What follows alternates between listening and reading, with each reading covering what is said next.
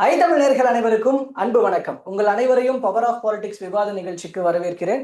இப்போ இருக்கிற 2026 தேர்தலுக்கான முக்கியமான நகர்வுகள்ல ஒவ்வொரு கட்சிகளும் ஒரு பகுதியாக கூட்டணிகளை நிறைவு செஞ்சிருக்கிறாங்க. கிட்டத்தட்ட ஆல்மோஸ்ட் ஃபினிஷ் ஆயிடுச்சு. ஸோ அவங்களுக்கு இடையிலான தொகுதி பங்கீடுகள் அண்ட் கூட்டணியில எந்த அளவிற்கான கூட்டணி கட்சிகளை சேர்த்து தங்களுடைய கூட்டணியை பலமாக்கி இருக்கிறார்கள் அப்படிங்கிறது இங்க முக்கியமான பேசுபொருளா இருக்கு. பல்வேறு விஷயங்களை திமுக செஞ்சிருக்கு அப்படிங்கிறதுனாலையும் மக்கள் கிட்ட திமுக மீது ஒரு நல்ல அபிப்பிராயம் இருக்கிறது அப்படிங்கிறதுனாலையும் அண்ட் மோரோவர் அதிமுகவெல்லாம் நம்பாத சுச்சுவேஷன்னாலையும் இத்தனை கட்சிகள் வந்து சேர்றாங்க. கட்சிகள் மட்டும் இல்ல, முக்கிய பர்சன்ஸ் அவங்களும் வந்து சேர்றாங்க அப்படிங்கிறத மேற்கோள் காட்டுறாரு.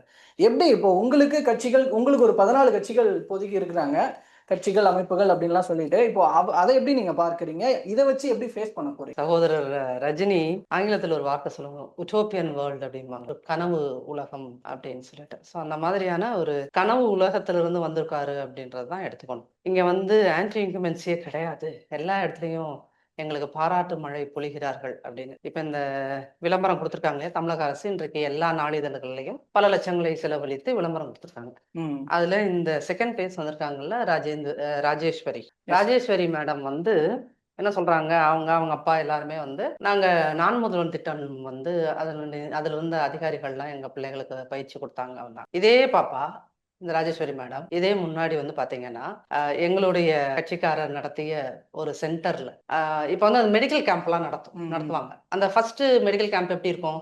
Free camp. நீங்க வாங்க எல்லாத்துக்கும் நான் கண்ணை செக் பண்றேன்னு சொல்லிட்டு எல்லாத்துக்கும் செக் பண்ணுவாங்க. அப்படி செக் பண்ணி ஆள் பிடிக்கிற மாதிரி தான் இங்க வெவ்வேறு சென்டர்ஸ்ல இந்த அண்ணா நகருக்குள்ளேயே சென்னை புரியுது. எனக்கு புரியுது நீங்க சொல்ல வருது, புரிஞ்சிருச்சு. ஆனா நம்ம இத பத்தி இல்ல, இப்ப கட்சிகள் அதை நான் ஃபர்ஸ்ட் நான் விளக்கிறேன். என்னன்னா இது வந்து நேத்துல இருந்து ஒரு பெரிய விளம்பரமாக போய்கொண்டிருக்கிறது. அது மக்கள்கிட்ட நம்ம சொல்லிக்கிறது என்ன அப்படின்னீங்கன்னா, சென்னை அண்ணா நகரில் வந்து ஐஏஎஸ்க்குன்னு இப்பெல்லாம் அகாடமி, நிறைய அகாடமிஸ் வந்துருச்சு. அங்க பெஸ்ட் ஸ்டூடெண்ட்ஸ் யாரு அப்படிங்கறத ஐடென்டிஃபை பண்ணி அதை பிக்கப் பண்ணி அவங்கள கொண்டு போய் நான் முதல்வன்ல போட்டு அப்படி கொண்டு வராங்க இல்லையா. நீங்க நான் முதல்வன் நீங்க பட்டம் கட்டிக்கோ, எங்களாலதான் நடந்துச்சுன்னு நீங்க விளம்பரப்படுத்திக் கொள்ளுங்கள். ஆனால் உண்மை அது வரல அப்படின்னு தெளிவுபடுத்துறது மக்களுக்கு என்னோட கடமையா நினைக்கிறேன். அதை நான் பண்றேன். ரெண்டாவது விஷயம் என்ன அப்படின்னு கேட்டீங்கன்னா, எங்கள்கிட்ட வந்து 26 பேர் கூட்டணியில இருக்காங்க. அதுல 20 கட்சிகளுக்கு திமுக சீட்டு கொடுக்க போறாங்க.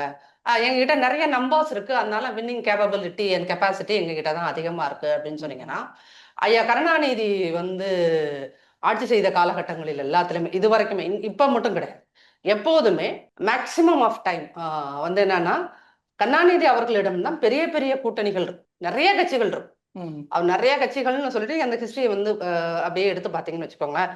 ஒவ்வொரு கட்சியும் அந்த கட்சியெல்லாம் என்னன்னா, இப்படி ஒரு கட்சி இருக்கா அப்படின்னு ஒவ்வொரு ஆச்சரியப்படுற வைக்கிற மாதிரி இருக்கும். அந்த மாதிரி இப்படி 66 சாதி சங்கங்கள் சேர்த்து வச்சிருக்காரு ஸ்டாலின் ஐயா. 66 சாதி சங்கங்கள் அவங்களோட சேர்ந்துருக்கு. அதே மாதிரிதான் கருணாநிதி அவர்கள் என்ன பண்ணுவார்னா, இருக்கிற ஊர்ல இருக்கிற அத்தனை சாதி சங்கங்களையும் சேர்த்து வச்சிருவார். 26 கட்சிகள் அவங்களோட சேர்ந்திருக்காங்க. கிட்டத்தட்ட ஒரு 64 சாதி சங்கங்கள் சேர்ந்திருக்காங்க. இது எல்லாமே வந்து ஏதோ புதுசா இப்பதான் ஐயா ஸ்டாலின் கொண்டு வந்த மாதிரி ஊடகங்கள் வந்து நீங்க ஒட்டுமொத்த ஊடகங்களும் ஏதோ அவர் பெரிய சாதனை செய்த மாதிரி சொல்லிட்டு இருக்கீங்க. இந்த அளவுக்கு இதெல்லாம் விட ரொம்ப பெருசாலாமும் அவர் பண்ணியிருக்காரு. 26 கட்சிகள் அப்படிங்கிற அளவுக்கு கருணாநிதி கொண்டு வரல அப்படின்னாலும் கொண்டு வந்திருக்காரு.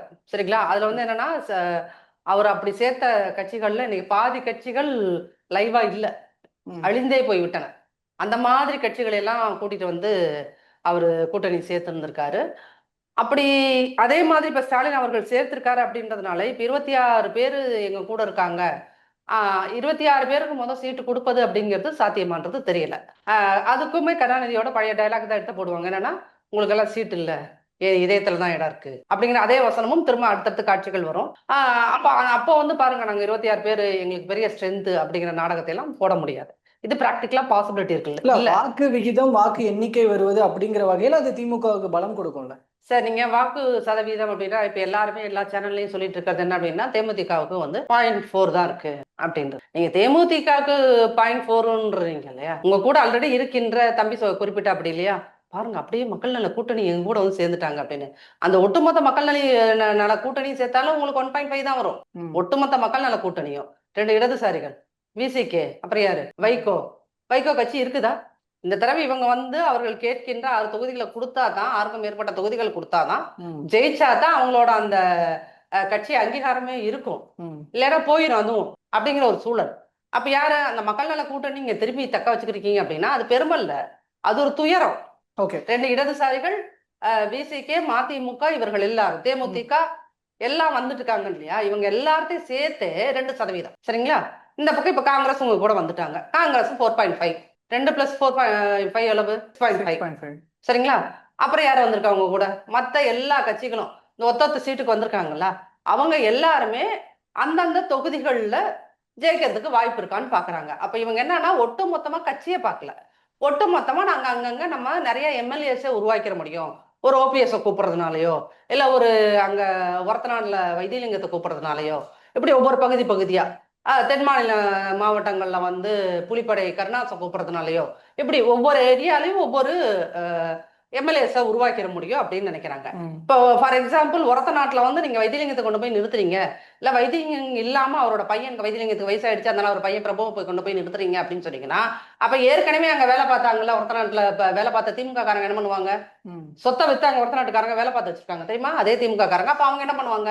அப்போ நீங்க நிறைய பேர்த்த சேர்க்கிறேன்னு இன்னொரு அபாயம் திமுகக்குள்ள நடந்துட்டு இருக்க மாட்டேன் இருக்குது, அது தெரியல என்ன அப்படின்னீங்கன்னா, அது வந்து திமுகங்கிற ஒரு கட்சி இருக்கு இல்லையா, அந்த கட்சி வந்து கிரவுண்ட் லெவல்ல வந்து வேற ஒருத்தவர்களை நீங்க அதிமுகல இருந்து வந்தவங்களை கொண்டு வந்து அங்க போடுறதுனாலயோ, வேற கட்சியில இருந்து கொண்டு வந்து வரவங்களாம் நீங்க அங்க போடுறதுனாலயோ என்ன ஆகுது அப்படின்னீங்கன்னா, அங்க இருக்கின்ற திமுக தொண்டர்கள் மனச்சோர்வடைகிறார்கள். அவர்கள் நிச்சயமாக நீங்க இப்ப வந்து வைத்தியலிங்கத்தோட பையனுக்கு நீங்க சீட்டை கொடுத்து அங்க வேலை செய்ய சொன்னா அங்க போய் திமுக காரங்க வேலை பார்ப்பாங்களா? கண்டிப்பா வேலை பார்க்க மாட்டாங்க. சோ அந்த மாதிரி தலைமை வேணா டிசைட் பண்ணலாம் சார், வந்து நாங்க எல்லார்த்தையும் யாரும் இன்னும் 50 கட்சிக்கு வந்தா கூட நாங்க சேர்த்துக்கலாம். பட் கிரவுண்ட் லெவல்ல வேலை பார்க்குற நிர்வாகிகள், அங்க இருக்கின்ற அடிமட்ட தொண்டர்கள், ஓட்டு போட போகின்ற திமுக தொண்டர்கள், இதை பத்தி நம்ம யோசிக்கிறது இல்ல. அப்போ இங்க வந்து மிக குழப்பமான ஒரு சூழ்நிலை உருவாயிருக்குன்றதை நீங்க புரிஞ்சுக்கணும்.